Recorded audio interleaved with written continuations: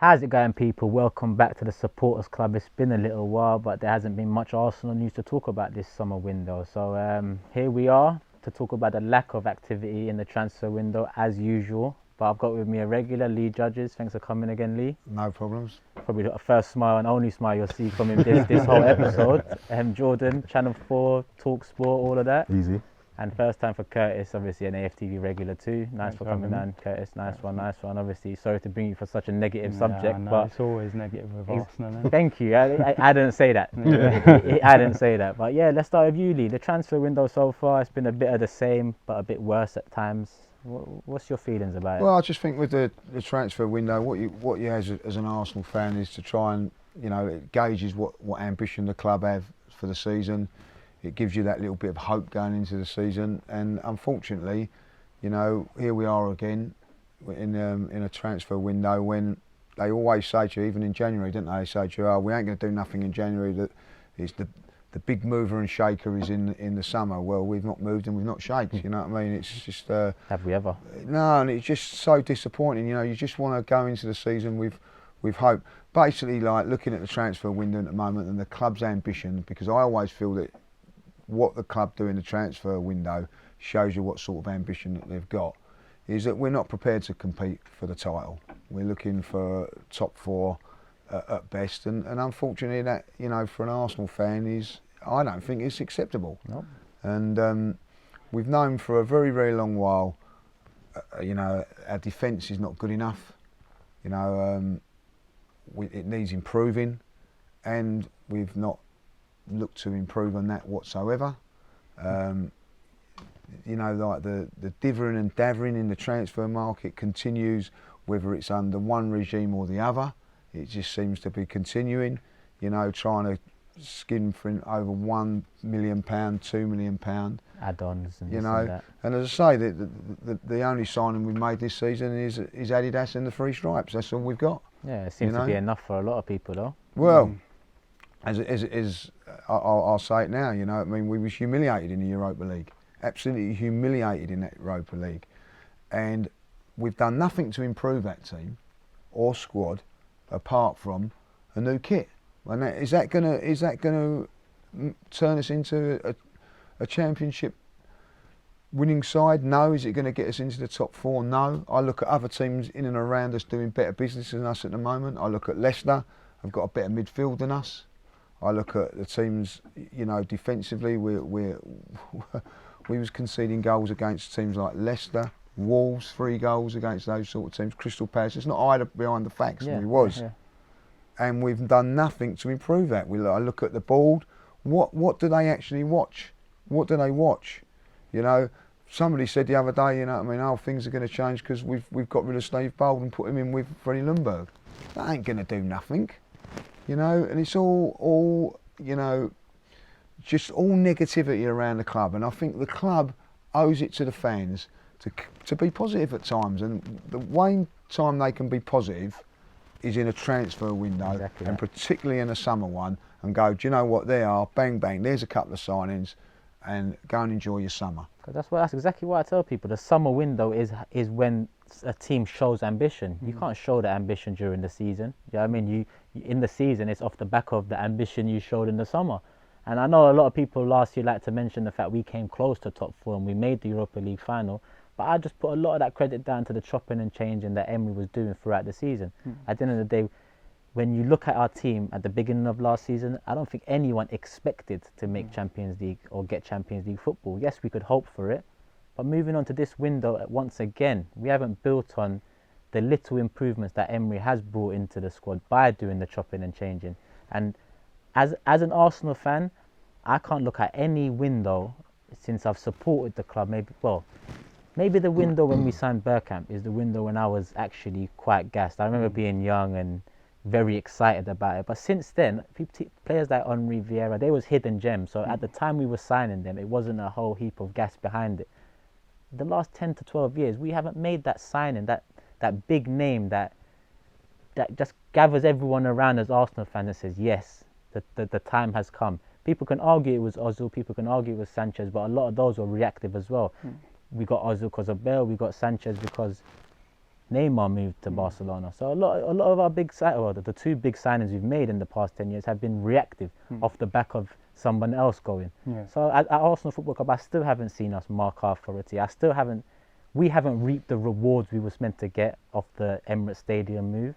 But before I continue and really take over the show about what's going on, Curtis, how do you feel about the window? Are you optimistic? Just talk to me. I mean, it's typical Arsenal, isn't it? It's like que sera, sera. He's singing the same story every summer. As you were saying there about signings, anytime we've made a big signing, it's almost been because we've lost a top player. We bought Aubameyang because we lost Sanchez, when you needed Aubameyang to come in with Sanchez to take us to that next level. Every time we got close to looking like we was going to achieve something, we haven't built on it. We had a few years where Giroud was, like you were saying, like a 10-15 goal striker, but we needed that 20-25 goal striker to get us the title. Even the year Leicester won the title, we should have really won that title that year. We didn't have a striker to take us over the line.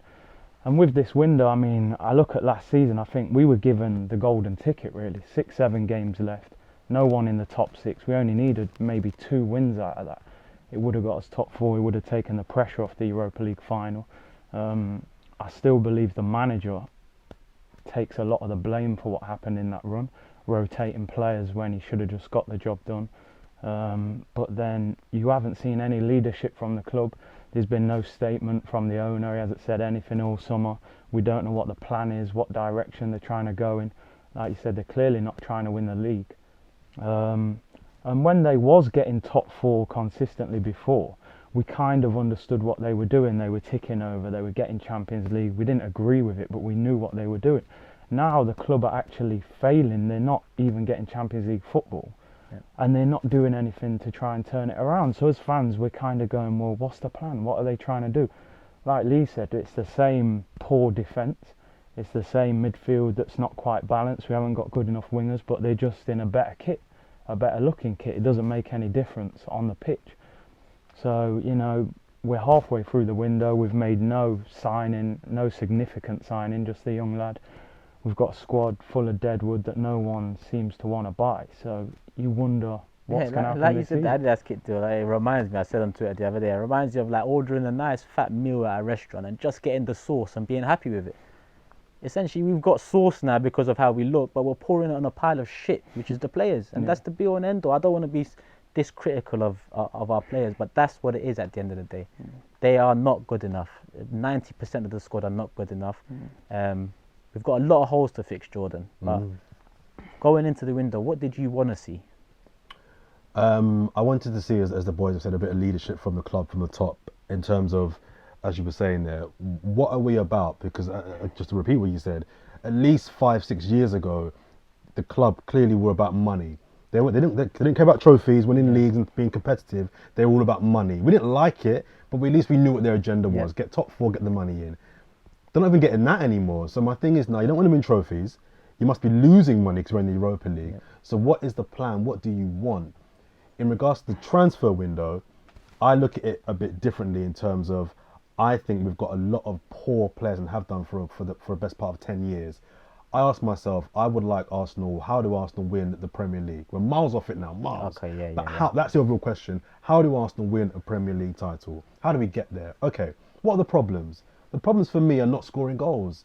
Ozil, that wasn't a prolific, but he had one season where he scored quite a few goals and a few assists. Giroud was good for 15 goals. Sanchez was good for 20 goals. Lacazette 20. Aubameyang 25. Scoring goals has never been our problem.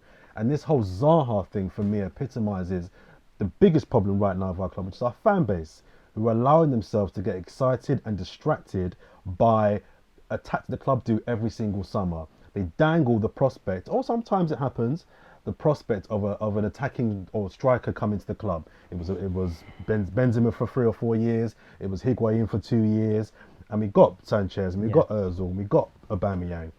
But for me, it distracts the fan base from what the central problems are, which are conceding goals. You can't let in the amount of goals that we let in and be competitive. So the fan base get excited about Zaha. We want Zaha. Why have we got Zaha? Great player, great player. But Zaha doesn't make us any. Does Zaha take us from 6th to 5th? 6th to 4th? You're right, Does he really? No, or does he just replace the goals that Ramsey scores? Yeah. Do you know what I Yeah, mean? yeah. Zaha is not what we need. What we need are defenders that are going to keep clean sheets. And not just one good defender. You could put Van Dijk or Laporte in our back four. We'd still let him bucket loads of goals. Laporte, yeah. They have to address the defence by bringing in 3 or 4 defenders that as a unit are going to be a team that don't let in 3 or 4 goals to every other team every other week. That's the problem for me. So before we even look at the transfers, I would look at who have we got, clear the decks, Yep. get the rubbish out. You don't wash your hands before you take a shit. You take a shit first, then you wash your hands. So get rid of the crap first, and then put on top of that the players that you believe can take it to the next level. And I just think what I'm seeing from the fan base makes me really angry because they're not seeing the bigger picture. Zaha is a good player. He's not going to win us a Premier League or get us top 4. Yeah, So what's the because point? We've got to be real with it as well, because I do agree with you. Defence is the biggest priority. It's for me as an Arsenal fan, it's the biggest priority. But even when I look at the Zaha offer, I don't believe we really want him. I think it's a Nor bit do of I. a facade. Yeah. But my thing with it is, he's worth 70, 80 mil to Crystal Palace. Is our fan base just fans of Arsenal, or do we watch other leagues, other football? Because if you did, you'd know that buying Zaha now for 70 mil, yes, would have a big hoo-ha. Yes, fans will be happy, and I'm sure that it would stop protests at Newcastle away and for the beginners. I'm sure it would. But take a step back. As soon as you sign Zaha, his value goes down. There is no sell-on value in him. He's going to turn 27 next year, and it's not downhill. He's hitting his prime, but it's downhill from there in 2-3 years.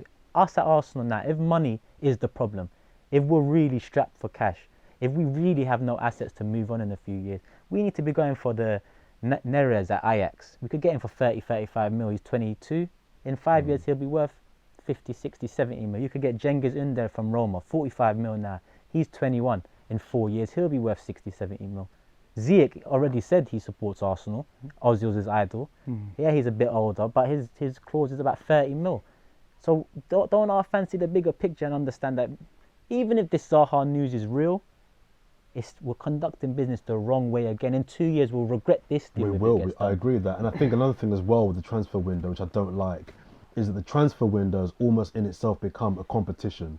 Arsenal fans would feel gutted if, come the first game of the season, we've not made a sexy signing. But for me, that's not the issue. It's about the right signings. I would take 2 or 3 boring, solid, competent centre backs over a sexy striker any day. But now we're in this era where the transfer window is a competition in itself. Yeah. Who did you buy? How much did you spend? Oh no, you're not going to do. It's not about how much you spend or or the name brand players that you can bring in. It's about what areas need to be addressed, and are you addressing it? If it costs 3 million, if it costs 10 million, then so be it. Get the right players, not the sexy players. Our fan base want the sexy name players. And it's true what you're saying, because as soon as you said the sexy name players, you're right. Because when we look at Liverpool, did they really sign sexy names? No. They bought the right players. Van Dijk, at the time when they bought Van Dijk, we was all like, oh, you're spending 75 mil on a Southampton.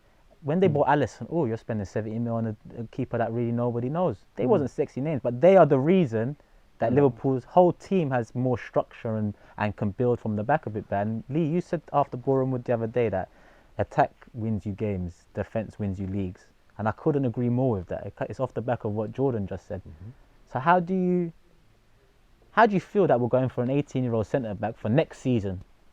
Does that make sense? Listen, sometimes you have to look at the future as well as the present. So I don't think that's a bad thing from that point of view. And if you can't buy a player because that's what they're putting into the mix, you have to accept that. And that I don't see that being a problem. You know, the problem is also we have to look at what you've got at this moment in time is the weaknesses of the team, the weaknesses of the club. You know, let them be identified.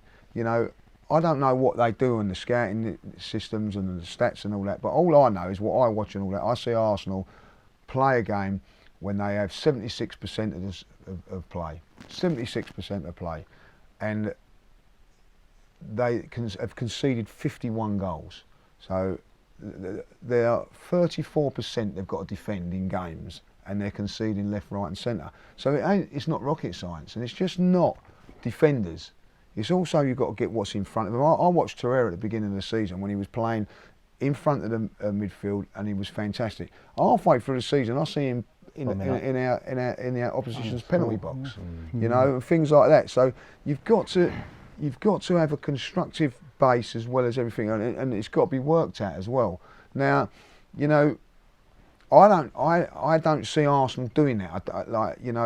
I'm going to go a little bit against you guys and all that. I'd love to see Zaha at the club. No, Do you know I would- why? I Because would as well. because he's exciting. He does something that Arsenal haven't got. He's someone that gets the ball and runs. Yeah. But I agree there. Let me ask you, Lee.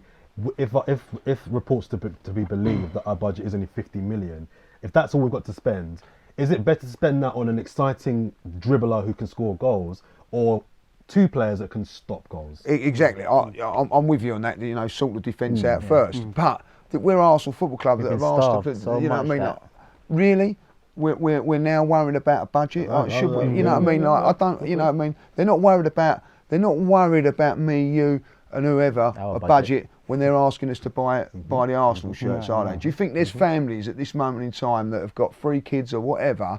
You know what I mean? Now I know what this goes on at schools and all that. Like old Freddie comes out in his Arsenal kit with his new Adidas one on, and Tommy ain't got it. He's got the Puma one. It don't mean nothing no more. Dad, I want that Adidas one. Like, you know what I mean? So that father and that family have to scrimp and save to get that.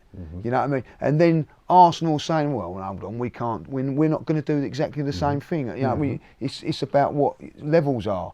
And at the end of it, you know, Arsenal should be going, do you know what, we do need 2 centre-halves, and we're going to get those 2 centre-halves for our fans, but we're also going to get Zaha, because at the end of the day, us fans have been spending enough money over the course of how many years. You know, I look at them down the road, you know, they've wasted money on Gareth Bale. They wasted every single penny on Gareth Bale, you know what I mean? Before the paint's dry at their new stadium, they've gone and broke their transfer record and have got players in. We're at a stage 13 years later, you know, selling our best player, year in, year out. So and then we can only got a 45-minute budget. It's not on. And I think it kind of plays to a point that I was thinking about a couple of weeks ago, and a lot of my Arsenal fan friends, disagree with me on this, but we're not a big club. We're not. We say we're a big club. We have a big fan base. We have a great history, but we're not a big club, Turkish. Big clubs don't agree. let in as many goals, 3 or 4 plus, as we do. No, true. Big clubs don't get beat us home often as much as we do. Big clubs don't have the dilemma of 2 defenders or a winger. Big clubs don't finish 6. Yeah. We are not a bit, and I think the fan base and the club have to understand that we're slipping into that Tottenham mould. I mean, they're not a big club either for me, because they've got no history of winning big trophies, but they're on the right trajectory. Definitely. But we're not a big club, because we don't move like a big club. We That's don't the act like a key. big That was club. the we key don't word, move because like- that's what it is. Until we move like a big club, you're right. On the pitch we're not. or off the pitch. And by moving it as a big club, it is doing the transfers that Liverpool all of a sudden done a year and a half ago. Because look at Klopp's tenure, for example. In his first 3 years at Liverpool, people are not giving him stick. But last year, apparently, Klopp has to win something this year or he's got to go. No, because Liverpool only started moving like a big club, really investing A year ago. last summer and last January with Van Dijk and Alisson. That's when you can judge them in terms of titles. You don't judge people in terms of titles because of the name they have history-wise. Otherwise, it's always going to be Arsenal, United, Liverpool challenging for the title. Yeah. Man City and Chelsea wouldn't have been able to get up there, but they are up there because it's money that provides the basis of a title challenge or a. Sorry, Curtis, go No, on. it's all right. The thing you're saying, like when you look at the Liverpool model, they really capitalised on a time where they had major assets. So even though their team wasn't winning anything, they got top dollar for Suarez, they got it for Sterling, they got it for Coutinho. Where we missed that on Sanchez, on Ramsey, on Welbeck, all these guys. We could have had maybe 150 million more in the kitty if we'd have sold them players. Which is where the leadership from the top should have been coming from, because Kroenke surely should have seen, how is Alexis Sanchez our best player? Running down his contract, he's not going to sign, so we should have moved him and took that 60 million off Man City. And we're doing it again with Aubameyang, by the way, as well. Exactly. Aubameyang's got, I think, 2 years 2 left years on his left. contract. Lacquer We're as doing well. the 2 years exact left. same thing with Aubameyang. And then you look at with the defenders. We need defenders, but we don't always need glamorous defenders. You look at Liverpool, they signed Robertson from Hull City, Championship club at the time. He's probably the best left back in the Premier League at the moment. Definitely. You look at Maguire, Leicester bought him from Hull as well. If we signed Robertson right now from Hull City, our fan base would probably be going crazy about Snobs. it. So yeah, we've become snobby. Mustafi was the glamorous German international World Cup winner. This guy's in the Championship, but we just need no nonsense centre backs who want to defend. I don't see defenders who really want to defend at Arsenal and head the ball.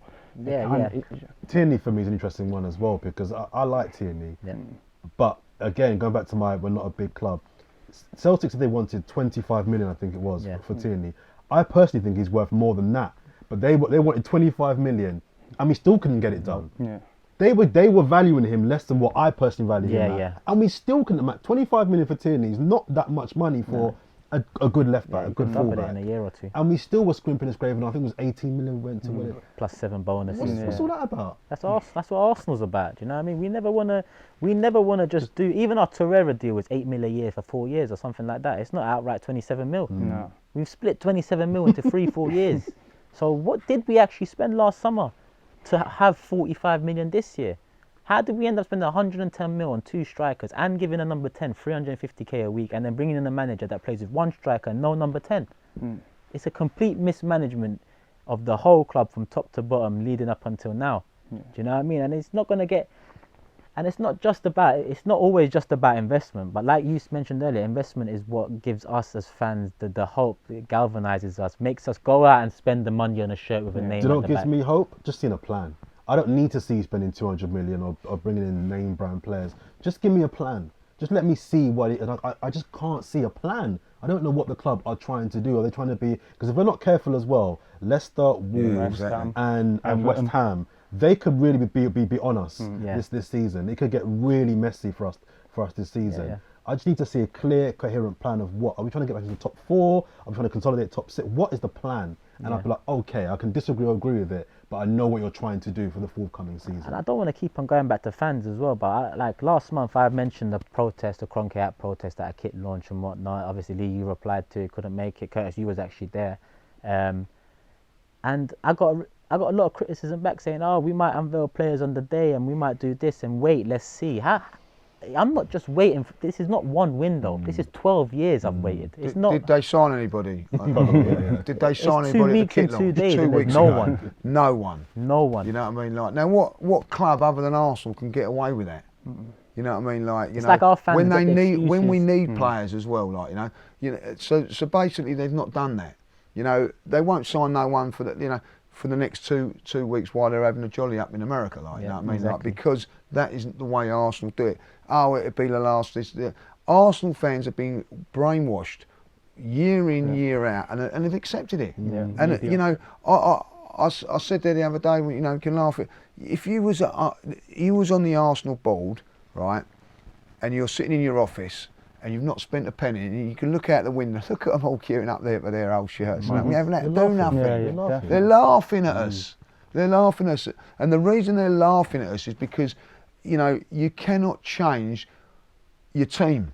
It doesn't matter what you do, you know what I mean? Like, you know, I know deep down that Arsenal are fleecing me and ripping my desire out of the club week in, week out. 100%. But I will continue to support Arsenal because it's ingrained in me. And they know that.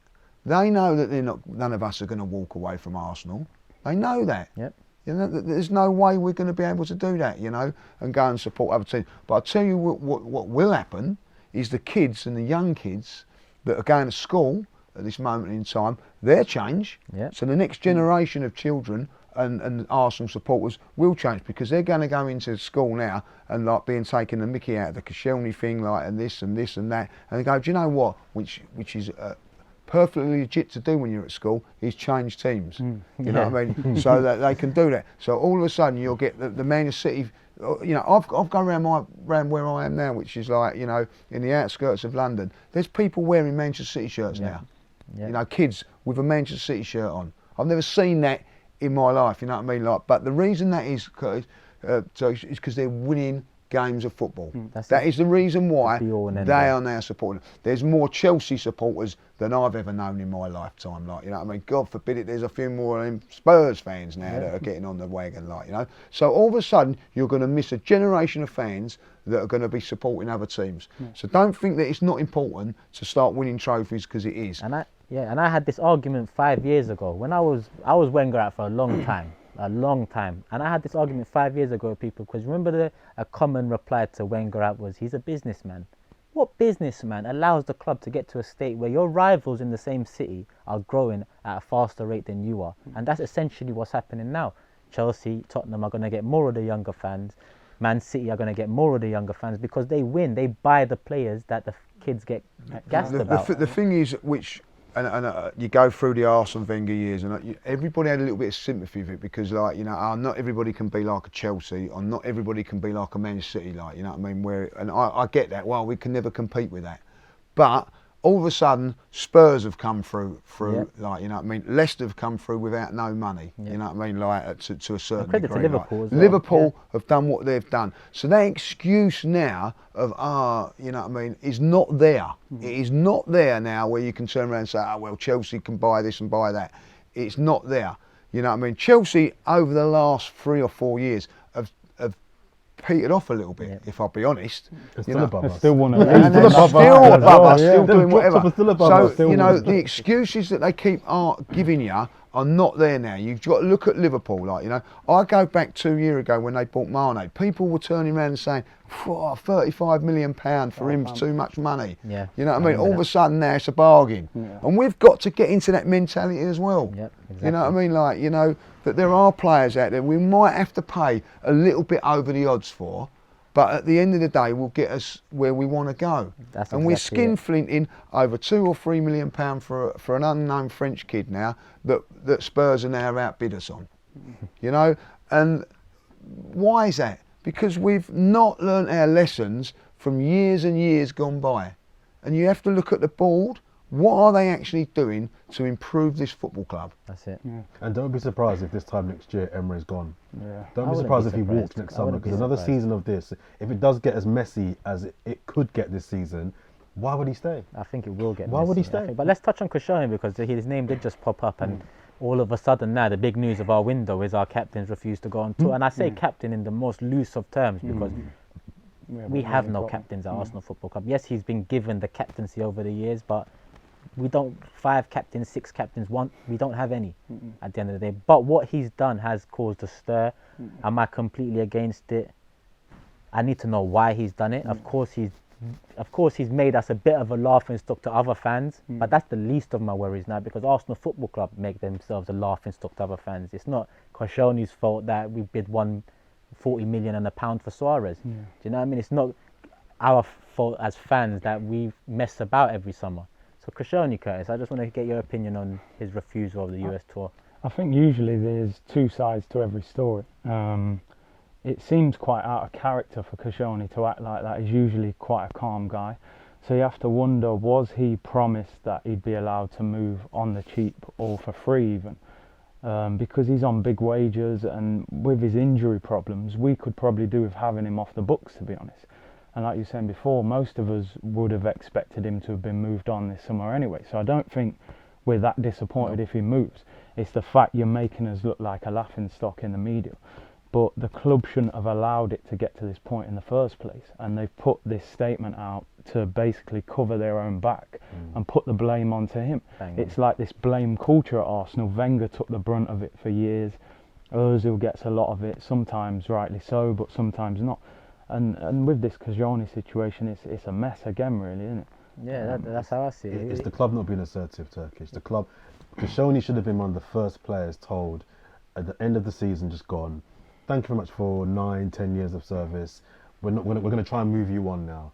But now the club, through not being assertive and being soft, have allowed him to take control of this and try and force through a move. And to save face, the club now going to have to try and keep him, even though they don't really want him. So it looks like they're in control. No, you'll go when we say you can go. Yeah. When really, behind closed doors, they'll be thinking, we want to get rid of him anyway, really. But now they can't because they'll lose it. They'll lose the PR war. They're playing hardball about it. Lee, obviously, what do you feel about our captain? Well, I look at it, you know, you can look at it 2 ways, and I think at the end of you have to look at Arsenal. Why have Arsenal, right, put it out there? There's no need for them to put it out there, like, you know what I mean? Like, you can see the reason they put it out there is because it now got the inactivities of the board. All of a sudden now, all the focus has gone right onto Koscielny, like, you know what I mean? Right, obviously they, you know, and you have to ask yourself, You know, he's 33 years of age. He's right at the end of it. Why are we so desperate to keep him anyway? Like, you know what I mean? He should be, you know, right, no, get someone in, you know. So that tells you maybe the club has not got no money in that area. Like, you know, they're trying to sign this young French kid and they've got to loan him back for a year, so we're going to keep Koscielny for a year. Maybe they're thinking if they bought a centre half, they would have to pay, you know, he'd have to 3-year contract, and they don't really want that. That may be a thing in there. But at this moment in time, by doing what they've done to Koscielny, the fans' focus has all gone on to Koscielny and what the lack of what they're doing in the process. Like, you know what I mean? Listen, Koscielny, I think, done really well to get through last season. You know what I mean? Like to get through this season, we don't need. We've got to improve. We don't really, you know. Now, for him to go out and do that, and what he's done, is a big statement for him. You know what I mean? From his point of view, you know that he's lost his legacy as an Arsenal player now by saying what he's saying. Something's big's happened for him to come out and lose his legacy. For less money, he wants to go to a team that's going to pay him less money as well, Lee. So it's not.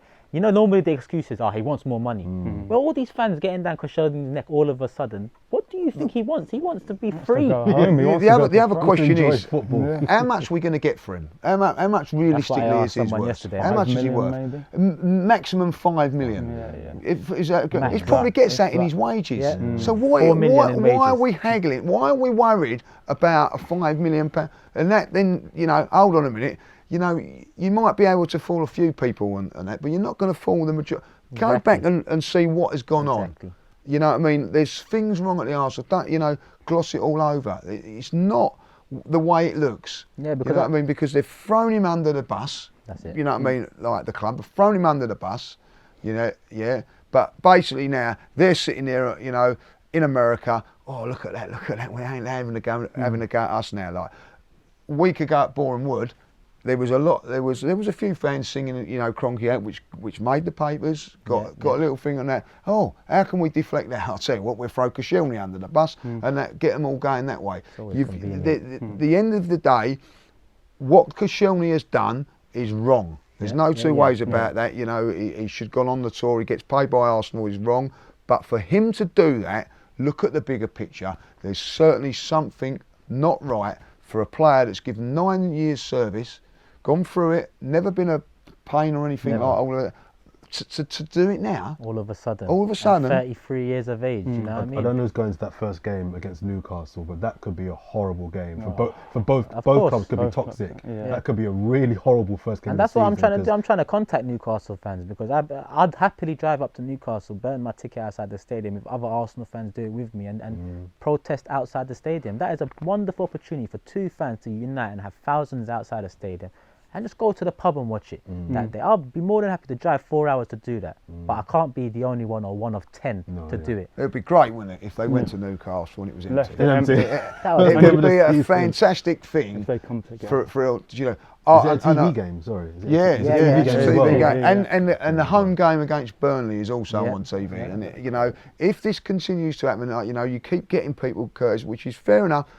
Turkish, sorry. Close enough. Sorry. So confusing. It's getting me wound up. But like you've got, and I understand a lot of fans at the moment are saying, stop being negative, stop being that. There's still 2 weeks to go to transfer window. That's correct. You know, but these same people were saying, oh, wait till the kit launch, wait to this, wait to that. Eventually, when you go to the game against Burnley, the only thing you can do is do something, because by then the window's shut, everything's gone, and everybody will know what's going on. And I can tell you now, if only, say we've only just done the business of just the young Brazilian kid now, we go into that game against Burnley, there would be a lot of fans that would be willing to protest or do something, you know, to say, look, enough's enough. And I do believe that.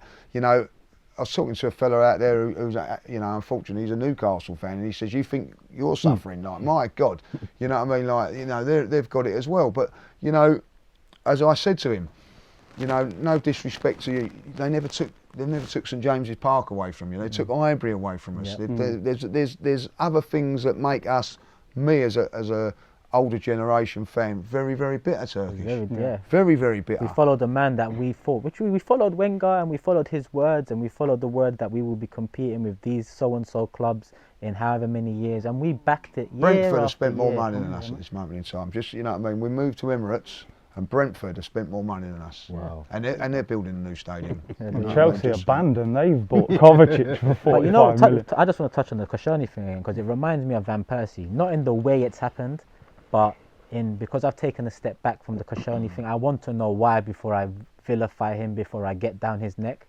And to be honest, I wouldn't really, because I want him gone anyway. But with Van Persie, yeah, I just want to look into the camera for this. I want everyone to go on Google right now, open up Van Persie's letter to Arsenal fans, and tell me where he was wrong. Every single word was correct till this day. Chris Hudson's first interview on AFTV, what started AFTV? Every word is correct till this day. Nothing's changed, but you keep on telling people to wait for this, wait for that. And I know it's not everyone, but it's a lot of people, hence why we are still waiting for something to happen 12 years down the line. And Van Persie was a different situation because he left for Man United, and at the time I was very emotional, but I burnt my Van Persie shirt. I didn't care about the letter. But the last 2 years, I look back at that letter and I think, hold on. Bang on. I've wanted someone to come out and be real to me about Arsenal Football Club for how long? I want Wenger to come out. Dick Law come out recently, and I need to read said that some article. good I haven't read it things, yet. He's obviously exposed some stuff. I want Emery after this to come and expose some stuff. I want Koscielny to come and but Van Persie did that. And we as fans, at the time, I've learned from that, because I was very much down his neck as well, but he was trying to highlight what was going on to us. And that was 7 years ago now. And not just Van Persie, Nasri, Sanya, Clichy, Adebayo, they all moved on and won stuff. Yes, we can easily say they went for money. It's easy to say that. But if they win stuff too, they can easily say to us, it was to win stuff. Trophies, yeah. And it's justified in doing that. So I need to really take a step back from this Koscielny situation and understand why he's done it, because like Lee said, it's very out of character for him.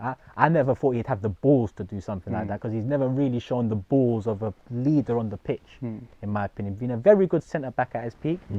Unlucky not to be coupled up with someone world-class, a real leader. But it is what it is now. Obviously, happily move on. He's 34 in September. He can't play 2 games a week. He's on 90k a week, which in 11 months is 4 million. So let's say we was proactive and got rid of him at the beginning of the window. That 4 million would have got us Tierney, because we're haggling around 4 million for Tierney. But instead, we've got another situation now where Tierney's more far off than it was 2 weeks ago, and Koscielny, our captain centre-back, is refusing to go on tour. So it's just one mess after the other, and it just keeps on building. And do we have a light at the end of the tunnel? Can I just say something also? They have to get rid of that advert that they put on the TV, because he's, you know, I mean, Koscielny's there saying that we fight for the badge. You know what I mean? Like at the end, you know, another total farce. Yep. You know, now you have to look at that as well from the club's point of view. Is that they must have known that he was unhappy before, and then they've put him up there on doing an advert. Taking the piss out of So, him. you know what I mean? An absolute. And who says we don't hide? You know me. Who Well, says we don't hide? I haven't seen the advert, like, you know what I Yeah, mean? you probably haven't seen him. You haven't seen the guy who says, because Haven't he's seen still him, hiding. no. It's Ozil. Do you know what? When you did the protest at the kit launch, a lot of people were saying negative things, but I understood why you did it, because at the end of the day, if we wait until the window's closed and then start making noises, the season could effectively be over. For me, in my opinion, it was the only chance we have in the summer to have a voice. Because in the summer, fans don't really have a platform. We don't go games. There's no media coverage around the club during the summer, unless there is a kit launch like this. And it was a very poor kit launch. I'm not going to lie to you. But, like, yeah, people gave me stick at the end of the day, but 40 people is 40 people. That's where it starts. It got built on at Boreham Wood.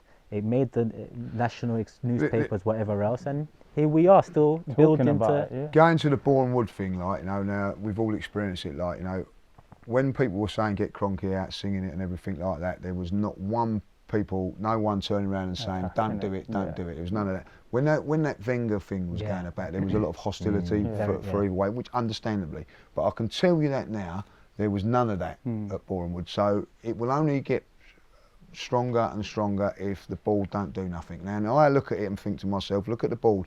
They might have seen that, you know, it's made the national papers. You know what I mean? Like, all of a sudden they think, I tell you what, like, well, we've got to do something here, like, you know what I mean? Well, we ain't going to spend no money, are we? Oh, I tell you what, we'll throw Koscielny under the bus. That's what we do. You know what I mean? So, you know, all of a sudden, you know, just trying to shift the blame, but let's not shift the blame.